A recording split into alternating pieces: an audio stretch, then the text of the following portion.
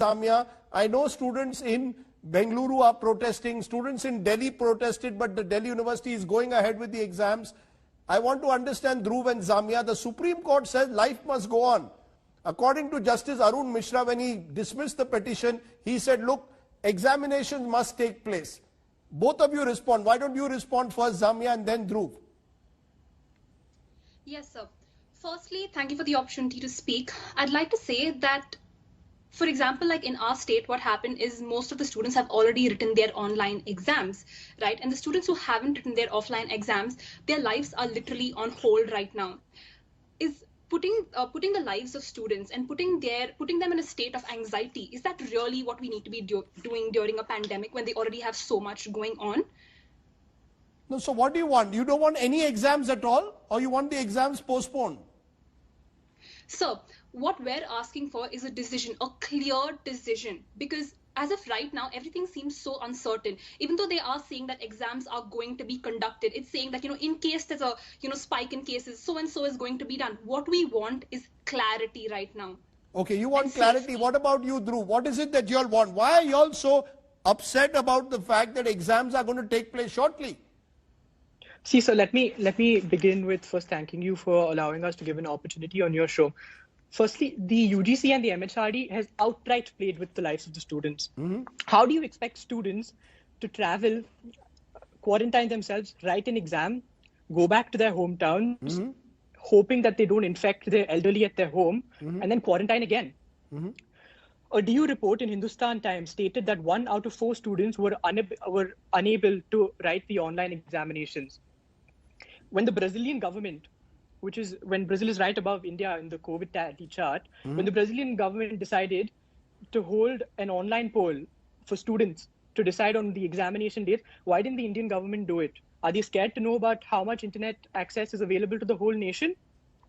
So something that, we all must understand at the same time is that a lot of students, like you mentioned, are stuck in zones that are affected by natural calamity. In Karnataka as well, the floods have struck. But that happens every year, Dhruv. Problems. Natural calamities happen every year. Can you postpone examinations because of a natural calamity like a flood? So a natural calamity and a pandemic at the same time is very unique in nature. We must understand that as well. And if the examinations had to take place, in all honesty, they should have taken place earlier, not now. The cases now are rising to a very, very large extent. So a few things that I also want to point out, which are very important, is that the issue right now is becoming more political than normal. 32 students in Karnataka tested positive. Did these students have the access to private medical institutions like the other politicians did in our state? So something that also is important is that, when the Karnataka government decided to conduct KCET, KSLU, we also must understand that these examinations come with a lot of motive behind. This is something nobody will tell you. Because these examinations bring a lot of bribes, admissions, and when students fail, reevaluation money. No, those are issues. Those are annual issues. Let's look at those specifics in this year. I want to come to you again, Professor Rao, because whether it's CLAT. I've just got a mail from someone, Ari Barua says, this is reference to CLAT 2020 entrance exam scheduled for 7th September. Please help postpone the exams. My state of Assam is facing floods, twin challenges of floods and COVID. It's difficult for me to travel in these circumstances. The question is the human angle, sir. I appreciate what the Supreme Court says, life must continue.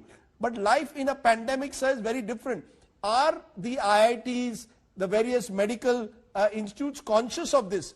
Can you give any assurances that the examinations will be conducted in a completely safe, foolproof manner, sir? I think, when it comes to JEE Advanced, which is what I can report, because we are the organizing institute, we have made all the preparations. And I think we will be able to conduct it. And how many students appear, sir, for that? JEE Advanced comes after JEE Mains. JEE Advanced is usually taken by about 2 lakh students.